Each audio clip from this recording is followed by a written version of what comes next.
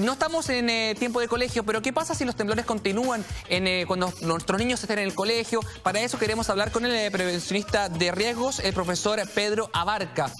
Profesor, ¿cómo está? Buenos días. Muy buenos días. Le hago una consulta inmediato. Muchas veces antes, en los años 80, nos decían que nos metiéramos debajo de la mesa para protegernos. Después nos hablaban del triángulo de la vida, es decir, poniéndonos a un costado por si caían cosas, caían en forma diagonal. ¿Cuál es la forma correcta de reaccionar y para nuestros niños en caso de un terremoto o un temblor?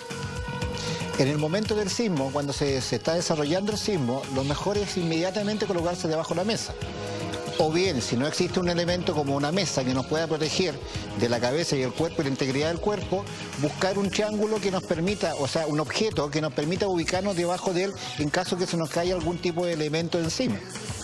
Por lo tanto, ambas cosas se mantienen en vigencia. Sí, claro. Eso, sobre todo a nivel de colegios. ¿Qué pasa cuando estamos en la casa, hay niños y uno como familia tiene que tener un tipo de plan, ¿no es cierto?, para actuar en el momento en que ocurra algún tipo de sismo, sobre todo si es muy fuerte. ¿Cuáles son las recomendaciones?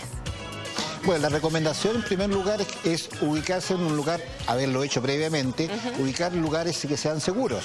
Es decir, no cerca de objetos que se nos puedan caer encima, alejados de ventanales y ubicar, en el caso de que no tengamos un elemento como poder ubicarnos debajo de él, en la esquina, que son normalmente los lugares más firmes dentro de una vivienda. Ajá. ¿Qué hay de cierto que hay que pararse debajo de los marcos de las puertas? Permite también una buena, dependiendo de la construcción, pero es también un buen lugar constructivo, que nos permite, estructural, digamos, que nos permite dar un cierto grado de seguridad. Esto solo se aplica mientras no sea una vivienda de adobe o de material ligero, donde en ese caso hay que salir inmediatamente. Profesor, muchas de las personas están usando WhatsApp en el caso de la zona costera para comunicarse con sus hijos. ¿Cuál es la recomendación? Hay que tener un proceso dentro de la familia porque en el caso de Valparaíso, por ejemplo, cualquier ciudad costera, si hay un terremoto y un miedo de un tsunami, y uno lo que hace principalmente es ir a buscar a sus niños al colegio, pero tal vez el colegio ya evacuó a los niños. En ese sentido, ¿usted qué recomienda? ¿Hay que tener un proceso familiar interno? O sea, siempre hay que tener un proceso en caso de emergencia, ¿qué hacer? Así como cuando visitamos un mall o cuando vamos a la playa, ¿qué hacer en caso de? Siempre estar preparado, estableciendo fundamentalmente puntos de encuentro, donde nos vamos a reunir. Y tenemos claro que cuando ocurre una emergencia de esta naturaleza, suele las comunicaciones cerrarse. Por lo tanto, lo mejor es comunicarse a través de mensajes de texto y en lo posible tener claro dónde vamos a juntarnos todos.